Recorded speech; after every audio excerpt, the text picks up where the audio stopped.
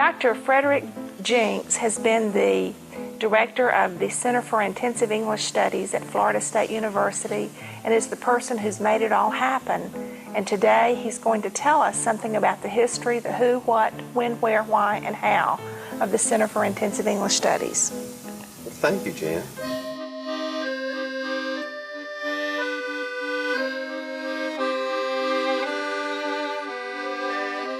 Dr. Jenks was really a father figure to me and to almost all of his students and his teachers that worked for him at CIES over the years. And I say that because he wasn't only a professor, he wasn't only a boss, but he really was a friend. Rick Jenks. Let me talk a little bit about Rick Jenks. He was a character. He knew everybody in the field of foreign language teaching, ESL especially. My dad loved to laugh. He loved to make others laugh. He very much appreciated the power of language, and I think he understood and helped me to understand that language can bring people together. What he believed in, he fought for. He was not intimidated by people. He was not intimidated by the administration. He had a very high sense of ethics, and he didn't hold back punches on letting people know where he stood. When you began this in the 70s, did you have any idea that it would go this far and be this big for this long? Yes, I did. My father's from Olean, New York, which is a small town in upstate New York. He has a sister who is about a year younger than he. I was the oldest.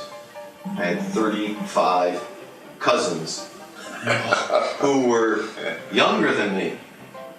I cannot tell you how many dirty diapers, pañuelos, I changed in my life.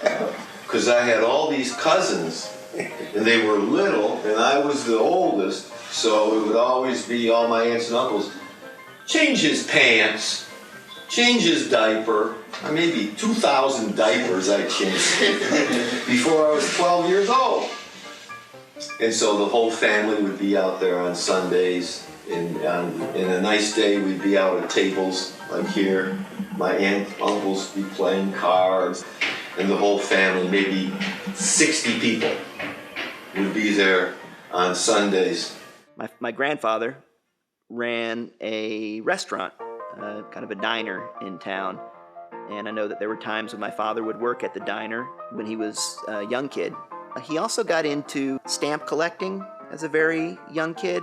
The stamps are what engaged him as a child so that he could see a bigger world.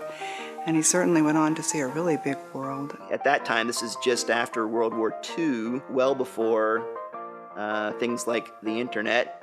So to actually receive correspondence from an entirely different country was a big deal. And it really spawned an interest in him to kind of find out what there was beyond the confines of this small town of Olean. The town where I went to school had 15,000 people, pretty good size, but only had one high school, one middle school.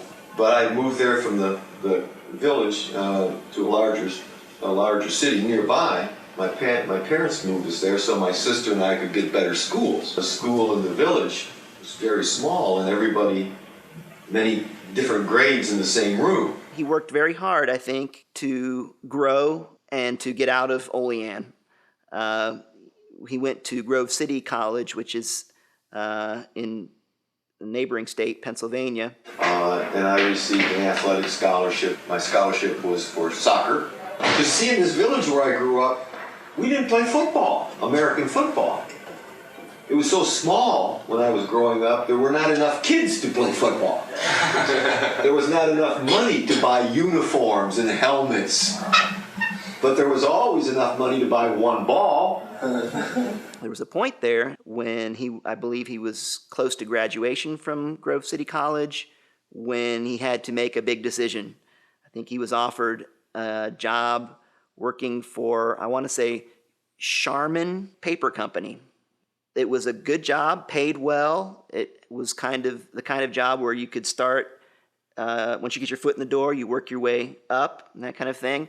Or he had the option of going to graduate school and pursuing this other interest of his, which had to do more with languages and culture. And obviously he ended up going the other route. I can remember my father get so mad at me when I was in college because my father wanted me to be a businessman, make some money. I kept saying, every accountant has plenty of food. You'll lead a good life if you become a businessman and become an accountant. And here I am studying languages and literature. And my father would say to me, how are you going to ever get a job when you are majoring in language studies? I said, I'm going to teach. You'll be poor forever. And after I finished my bachelor's degree, I received a scholarship to study at a southern university, Nashville, Tennessee, Vanderbilt University. This was 1963. And when I moved to the South, then I really saw big problems that I had never seen before. Everything I heard about on TV was real. Dr. Jenks was also really good about sharing his experiences and really teaching through his experiences. And a great example was when he gave a talk about his experience with the civil rights movement. One night, my roommate, Ed, and I were downtown in Nashville listening to country music and having a couple of beers. And at the end of the evening, we drove back about 4 or 5 miles on the big road in the city, back to the university, to our home. Very dark, there was no cars on the street, and as we were driving down the road, there's a bridge over the road, and hanging from the bridge, by a rope, by the neck, was a dead man. A dead black man. And Ed and I were shocked to see this. What happened? How could somebody be killed? How did this occur? We never found out because it was never in the newspaper. It was never on television. It was never mentioned. So we asked other people, and they said, those things happen. That's not a very good answer.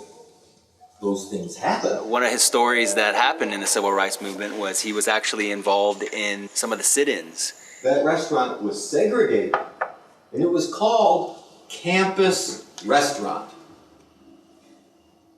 Like a part of the university almost, just across the road. Made all its business from the university. 24 hours a day it was open. Not a very big place. 45 of us would go in this restaurant, and we would occupy every seat in that restaurant. We would all sit down in that restaurant, take every seat, and we would each order 1 cup of coffee. Now, at that time, a cup of coffee was 15 cents. We would stay there for 6 hours at a time with 1 cup of coffee, 15 cents. And after 6 hours, people would come in and someone would tap me on the shoulder and I would get up and they would slide into my seat and they would order a cup of coffee for 15 cents and they would stay there 6 hours. And you would do that 24 hours a day. 4 groups of people, 6 hours each. So that the restaurant was losing money every minute. We were using about 180 people a day. One day, 2 days, 29 days. I sat from midnight to 6 a.m. That was my time, all night long. I'd sit there with my books and study all night. And about 4 o'clock in the morning, I'm sitting there, and I noticed a lot of white men came in 4 o'clock in the morning. About 10 of them came in together. I didn't pay much attention. I was sleepy. I didn't pay much attention. They were in there. I'm sitting here having my coffee, and all of a sudden I saw a man's hand reach over my shoulder. I'm down there. Reached over my shoulder and grabbed the bottle of ketchup. But you know, you pick it up like this. Here's the top. You pick it up like this. He picked it up like this, with the bottom down here. And he took it away. And I'm thinking to myself, how is he going to pour his ketchup? You can't pour it that way. You have to pick it up this way so it pours out the top. He's picking it up this way. He can't pour it out the bottom.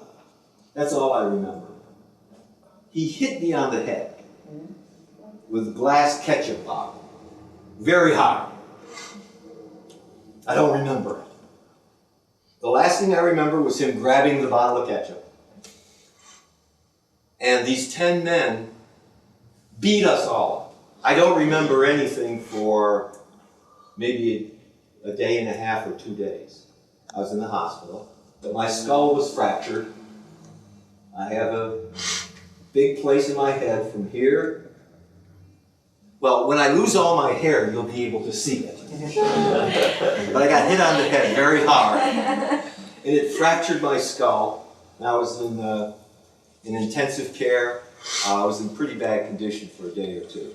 It was the attack upon us that night that got all the town, all the city of Nashville to support us in closing down this restaurant. It took an act of violence for it to get in the newspapers, for it to be on television, for it to attract the attention of the citizens as to how severe the problem was. But that's just a great example of how, one, Dr. Jenks was never shy to speak his mind and to speak up and advocate for things that he felt were right. And that was professionally in his field, but also socially. And I think that was a great lesson that hopefully myself and his students can apply in our future and present. He got his doctorate from Wayne State University in Detroit. Very proud of that. His emerald green robes that he would wear when he was bestowing the hood on his doctoral students. So I came to Detroit, Wayne State University, and I took this job, basic job, helping to work with teachers. As a university person, I taught teachers to try to help and work with them to be better teachers in the poorest schools in the middle of the city. And many of the students at those schools who were having problems were young children who did not speak English. Many of them were at the time were Mexican backgrounds. But there were also big populations from Greece, Armenia, parts of Turkey, all over the world. And these children were getting no education in English. So that's what I started working in the schools with, was building programs to help educate the children in English so they could learn other things. I came to Florida State University and was hired by the College of Education, the Dean of Education, in 1971, and given a primary mission by the Dean to begin the development of courses that would prepare teachers of English as a second language in the state of Florida. At that time, there were no programs in the whole university system, nor any professors fully employed and active in the area of the teaching of English, teaching and learning of English as a second language. I came to Florida because there were, I thought, opportunities to make a difference in public education in my field, and there were so few people here who were dedicated to the work, so I felt that it was virgin territory. I was not prepared for how virgin the territory was at the university, but again, I came into a university that had no coursework to prepare teachers in ESL, had no coursework to prepare teachers to work with limited English or culturally different populations, a university that had no program in English for international students, and I had a dean and a provost who found that these were points of concern. So I had some support there at the university administrative level for these issues to be addressed, and I felt we could make a difference. So he was a doer and a creator, and so that's what he did. When he came to Florida State University, he saw that there was an opportunity to start a school in a house that no one really wanted and was really, was abandoned, and he was able to turn his vision into reality with a lot of hard work, and then with his magnetic personality and passion, he drew a lot of people in. We had a thriving doctoral program at the time, and he created CIES to serve as a study site, a place for those doctoral students who were working on their dissertations and needed data as a data collection site, and also a place for them to work on their teaching, their ESL teaching, develop themselves professionally, and get paid, frankly, a stipend to help offset the cost of their doctoral studies. So he created CIES in 1980, found this old house. He liked to say it had been condemned. It was a week away from demolition. So that house was one that we picked out, at which time was already contracted and signed to be torn down 3 weeks later. In fact, I'd been told by one party that it had been prepared to be torn down. The company was prepared to tear it down the next week. So we had to move very, very fast to save the building. He got the house, stopped the demolition, and they worked on the house, got it fixed up. Took him a year. He and some doctoral students fixed it up themselves and started classes. This was a labor of love. This was above and beyond my job assignment. It was from the time I started in 1973 and 74 with the ESL projects like the training center, that it required a lot of overwork in order to get things going, because I still had to teach my regular classes and advise my regular students. A lot of effort was put in. A lot of nights were spent sleeping in that building in the process of trying to do things like put down carpeting. All the carpeting that was initially in there was surplus, old carpeting that we found in storage around campus. All the chairs and desks were surplus that we found around campus. We started with very little. Definitely shoestring, and you've contributed tremendously. Well, the project, of course, has been successful from the start, yes. It's really nice to be involved and have been involved for so long in a program that doesn't have any negatives. I mean, there's always almost something you can say negative about any program. Somebody can find something that's wrong. This is a very difficult one to say anything bad about or negative about, but everybody has benefited from this. Virtually every department of the university has been able to attract and to graduate good international scholars. The university's budget has been enhanced in particular areas, such as, indeed, in the College of Education by the influx of support money for graduate students, and continuing education and the academic programs through the support of other continuing education activities. This has been kind of one of those winner, winner, winner, winner, winner, winner programs. Nobody has in any way lost. Everybody's gained on this one, and that really makes it kind of special, I think. So you wonder, 24 hours a day for Dr. Jenks, it doesn't seem as if it was enough time for the things he was doing. Dr. Jenks ran CIS, and then he was a full-time college professor. He was teaching 3 or 4 classes full-time classes at the university at least, the graduate classes for the ESL program for linguistics, psycholinguistics.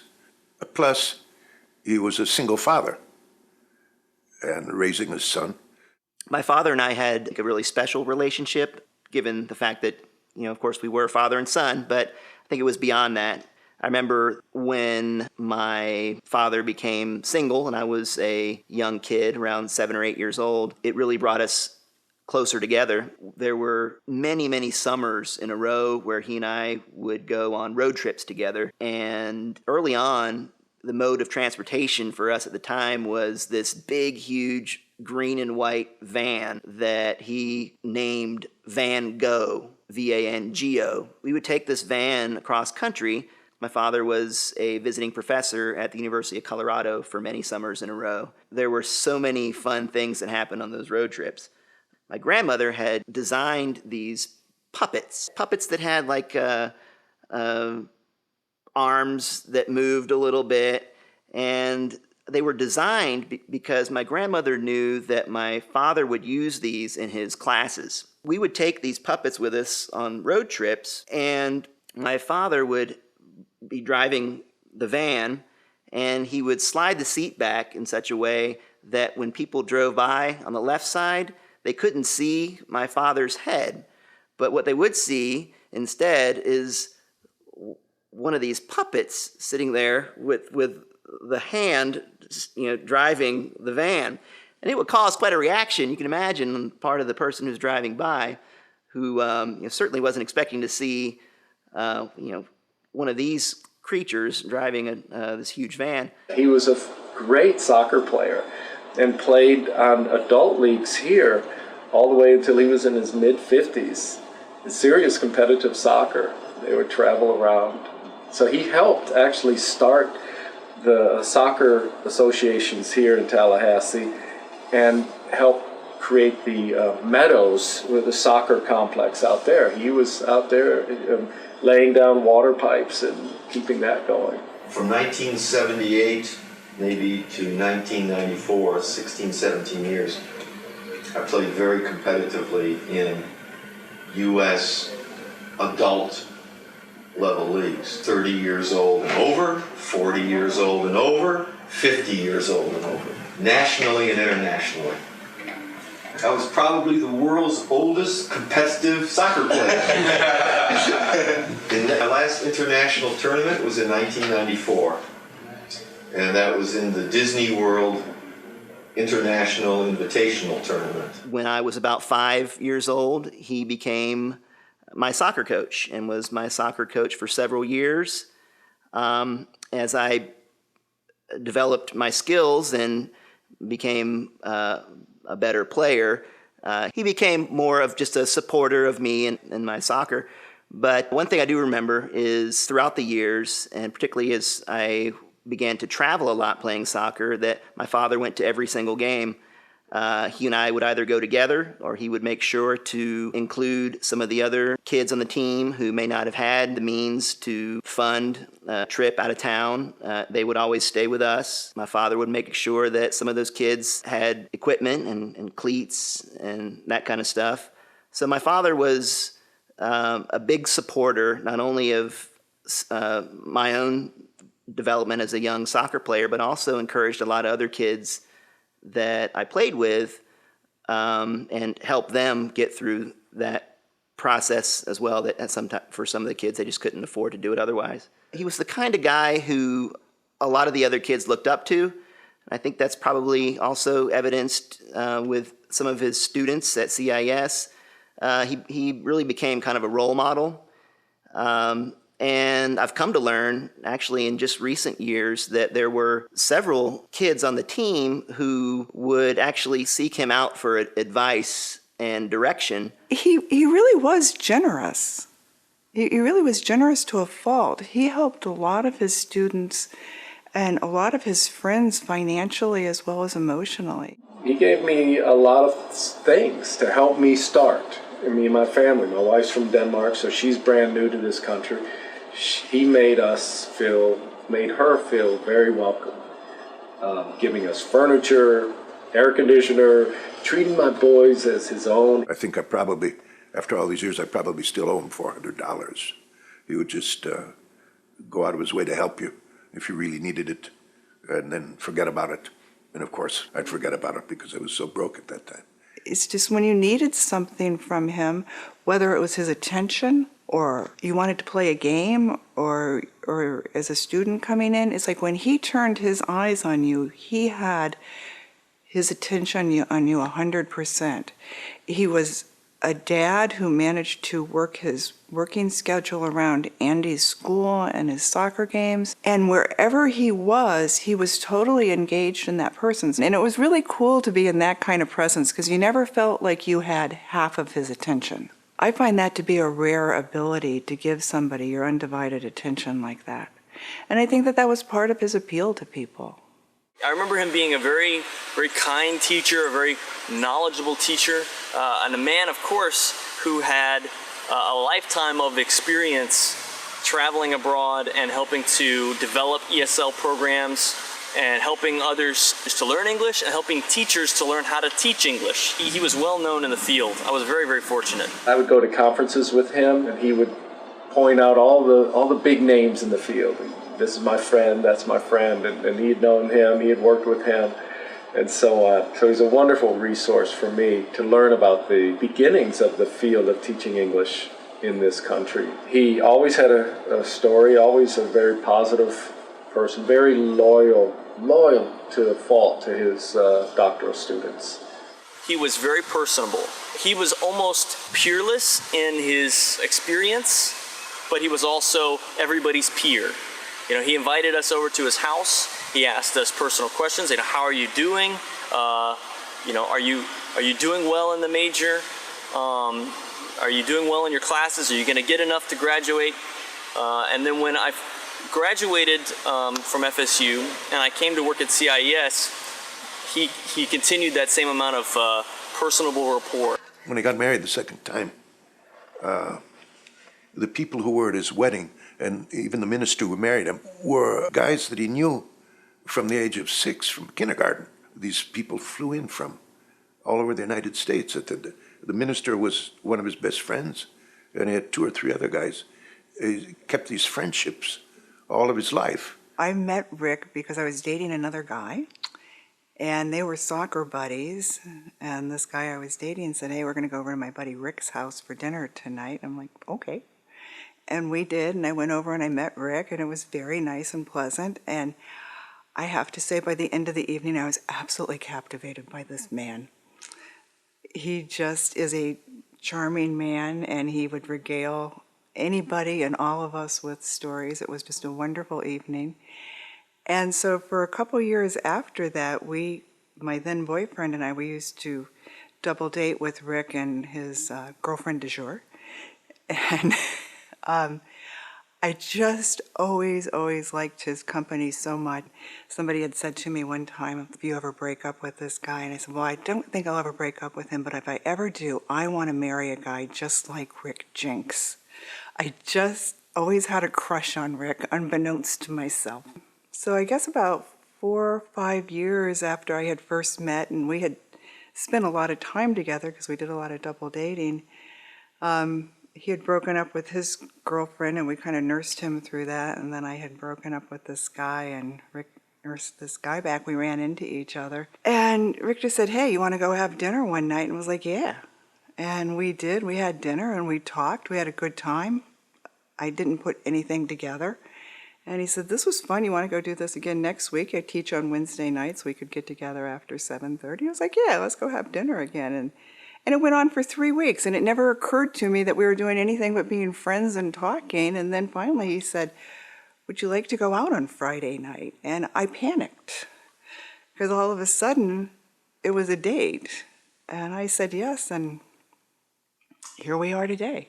It was a great love affair. I had a great love affair with this man. We traveled. We went to Costa Rica several times. We traveled around the United States. We visited upstate New York.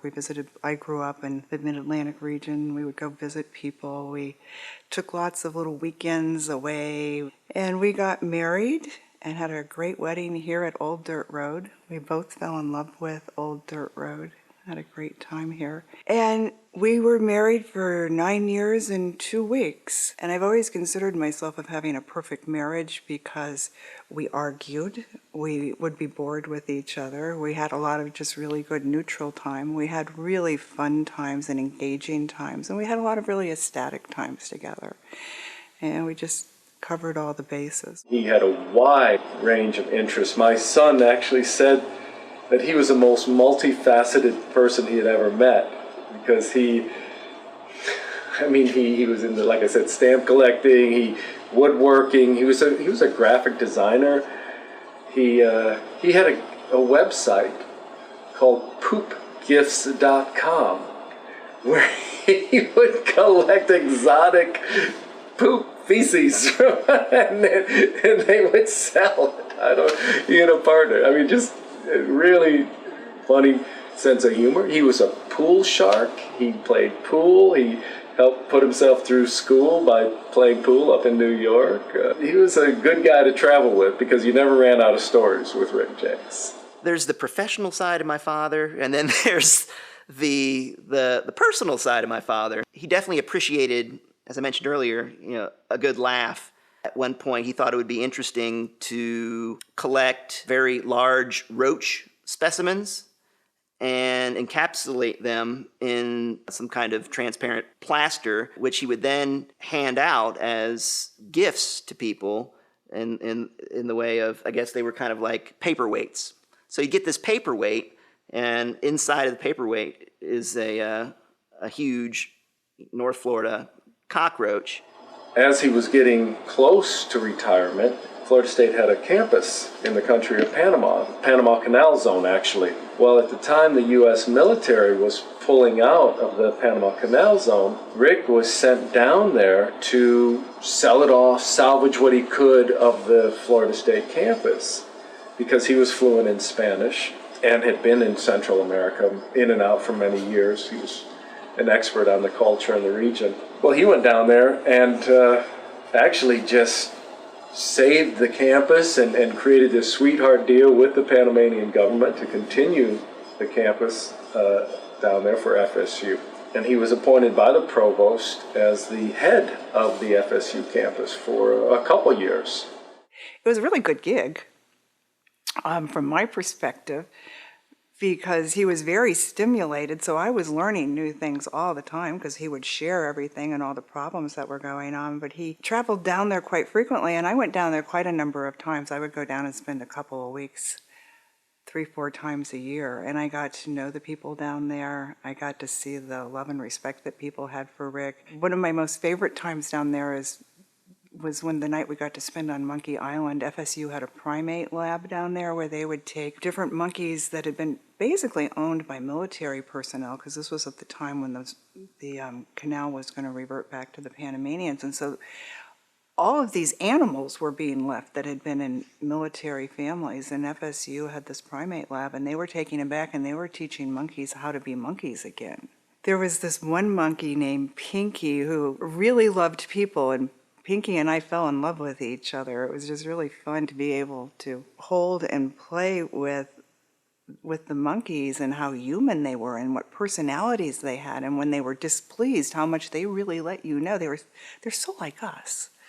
He taught me that if you're good, if you're competent, if you're professional, you don't have to be quiet. You can get out in the spotlight. One thing my father taught me that I still carry with me to this day is the importance of laughing through the hard times. There's a quote that he actually wrote down and pasted on the mirror for me at a period of my life when I wasn't feeling too good about myself. And it's a quote from the Muppet Band called Dr. Teeth and the Electric Mayhem. The quote is something like, "There's a party in your mind, for them what choose." Point being that if you want to be happy, it's up to you to be happy. He taught me about decision making and being able to look in the mirror at night and like what you see. He said every night, I look in the mirror and say, okay, I'm satisfied with my day. I did what I needed to do. Just about the time my dad was approaching retirement is when he began to have health problems. Started with a minor stroke. A couple years later, he was diagnosed with colon cancer. He recovered from both of those almost entirely, but it was only a few more years after he had colon cancer when we learned that he had congestive heart failure.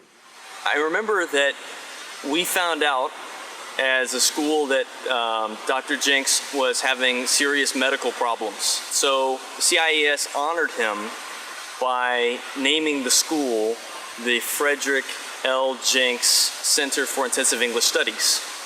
So he really is the father of CIES. Rick really loved life. He was not pleased with knowing that life was going to be shortened. He was never afraid of death. He really did walk into death like a warrior. He had a lot of sorrow. We had a lot of sorrow. It was something that happened far too young in our lives. From the point when we found out that he was sick with congestive heart failure to the time that he passed away was under a year. And we knew when we found out that time was limited. We almost lost him 3 times on New Year's Eve, and we got 10 and a half more months of life together. The remarkable thing, though, was that the people that came out of seemingly nowhere to come and see my father, to come and thank my father for what he had done. I mean, people came from all parts of the country. People came from other countries and would sit right here on this couch and reminisce with my father. People wanted to come and see him and wanted to be able to say goodbye to their friend again. And these were people from his childhood, from Olean. These were people from Case Western. These were people from FSU and students. Although there were somber moments to each of these encounters, there were way more positive moments that were happening right then and there. A lot of laughing. My father knew the gravity of the situation, but he also appreciated the now. And each person that came to visit my father had and deserved to have a unique experience right then and there with him. It was a really special time to see so much love being shared. He touched a lot of lives, and many of the lives he touched were there for him that last year of his life.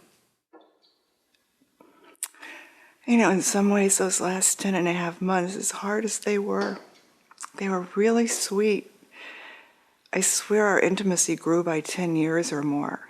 I got a marriage into the future out of that time. We talked about the future for myself and for Andy and for our friends and what it was going to be like. And unbeknownst to me, people would come over to dinner, especially people that I was especially close to, and I would get up and go in the kitchen or go to the restroom or something, and more people told me that after he died, he's like, you remember that night that we were at dinner?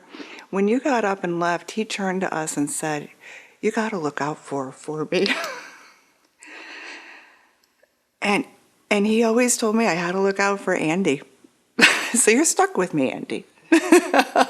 He opted to spend his last days in the hospice house as opposed to spending his last days here. And it really was by design. He really didn't want to come back to Old Dirt Road. He really loved it here.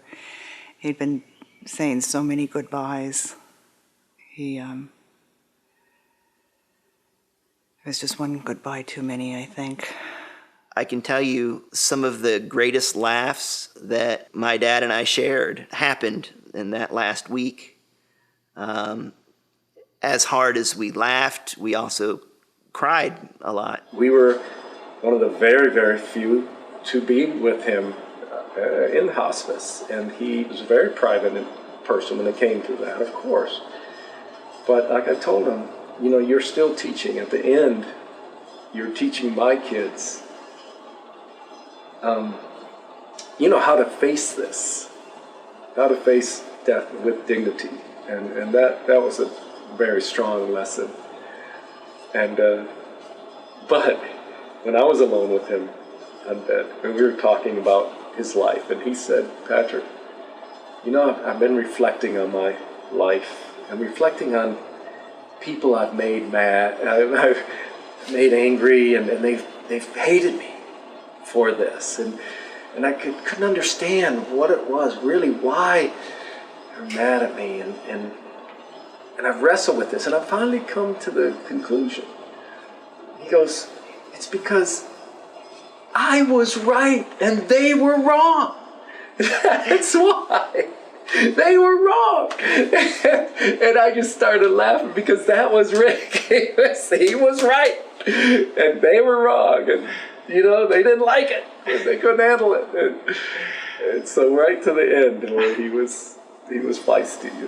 I loved it. I loved it. Andy and I actually came back very late the night before. He was very actively dying. And there was a lot of very deep energy going on in the room. It felt like when I walked into the room, I felt this real palpable current going on as he was dying, and the hospice nurse confirmed that he was very actively dying, and it was important that we didn't disturb his process. I felt like I was walking into the eye of a hurricane, and I could just literally see this gray, deeply circulating mass of clouds coming into. It was a very profound experience to really have the honor to witness. And saying goodbye for the last time was the hardest thing I've ever done. And feeling the heartstrings be connected so deeply and not wanting to let go. As I had to slowly walk down the hall, I just felt this very strong connection between my heart and his that just had to get taunter and taunter, but it just stayed so connected. We were sitting in the backyard. We'd already come back from hospice house, and we were drinking coffee and hearing these sounds and looking at the stars. And then through the trees, there was this shooting star. And it was so incredible because it was down low. It was brighter than most shooting stars are. And, you know, again, I don't know what's real, but to me, that was Rick saying, this is a ride. It's okay.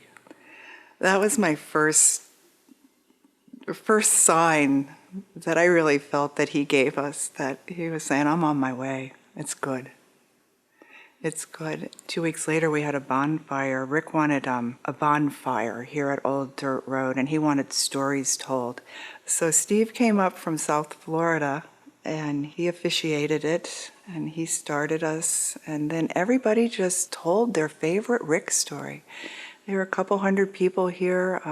Ramin had got people out here, and they were playing drums and didgeridoo. It was a good time. It was it's all bittersweet. It's all bittersweet. I miss him. I still am very much in love with him. Right before he died, he came up with a concept that involved what Lynn and I kind of began to call a traveling funeral. So for about the next 2 years after my father passed away, Lynn and I took various trips together. Each trip would represent an aspect of my father's life. Shortly after I started dating Rick, he told me that he wanted his ashes in Yankee Boy Basin in Colorado. So this was always a known issue to me from very early on. We went to the TESOL National Conference in New Orleans a few months after my father passed away, and were invited to a dinner where I'd say probably 6 or 7 former CIES directors and students of my father's were present, and we reminisced and cried and spent the whole weekend honoring my father's professional side. It's just always so fun being with all the people who were his past directors, his past students people think the world of this guy. It's really amazing. it's an incredible legacy. And then after that, we went to the Pan reunion at Grove City. And attended the 100th year anniversary of the inception of my father's fraternity. My father really hoped to be in attendance. He didn't make it, but several of his fraternity brothers were there, and we had a very sweet and somewhat humorous celebration and ceremony of my father, which actually involved placing his ashes in a makeshift piñata. And the guys who were his fraternity friends got to just whack him into oblivion. And that started actually when Rick was still alive and we knew that he was dying. He was talking to one of his friends one night, and they were talking about this, and they're like, Jenksy, we're not going to toss your ashes. Apparently there was some old college story with a piñata involved in it. He said, we're going to take your ashes and we're going to put it in a piñata and we're going to beat them into this creek. And we did, and there was so much laughter and there were so many tears. And every time we went on a piece of the traveling funeral, speaking definitely for myself, but I think speaking for Andy too, we just got stronger. We got closer and stronger. So we honored his professional side, his college days, which were always a very significant part of his life. We then went on a tour of upstate New York and tracked down various members of the Jenks family and went to his hometown of Olean. The Allegheny Creek ran behind the house that he grew up in, and he wanted his ashes put there. So we went up there and we visited the family cemetery. Andy and I were tooling down the street. We rented a convertible. We saw this street sign that said Jenks Road. So Andy put on the brakes, we turn around, we take Rick out of the trunk, because we had his ashes in the trunk, and we're standing under Jenks Road and we're taking pictures with Rick. And that sort of started this whole escapade of wherever we went, we took Rick in a box with us and had all these pictures taken. And then we sat him in the back seat of the convertible so the air could run through his hair, metaphorically. And when we finally got to Olean Creek, we had joined up with his cousin Dana and Patty, and we went and visited the house that Rick used to live in. We put his ashes on the front step of the house he used to live in and took his picture there. And then we had to actually open the box and let him go. And it's some pretty hard stuff, too. Have to keep saying goodbye over and over. And then the final leg of the traveling funeral involved a trip to Colorado. He loved Colorado. I think that Rick came into his own personal manhood in Colorado, and it just represented friends and a life that were different from the responsibilities here. He could go out there and kind of be a different person. Lynn and I visited several of these friends of his. We traveled to various places where she and I both had memories with my father and honored that period of his life as well. And we got one of those Jeeps to take us way up into the mountaintop and found this really beautiful place in Yankee Boy Basin where Rick always wanted his ashes. And it was a really overcast day. There were these really beautiful stormy, tumultuous clouds in the sky, and there was a storm approaching from the east that we could see. And we walked up and we found the place where we wanted to spread his ashes, and we started spreading his ashes and letting him go yet again. And this is my story, and I'm sticking to it. After we spread his ashes, the sun came out for about 5 minutes. And in my mind, it was Rick. And he said, I love you. You've done everything I've asked. It's time for us to each go our own ways. And then the sun went away again.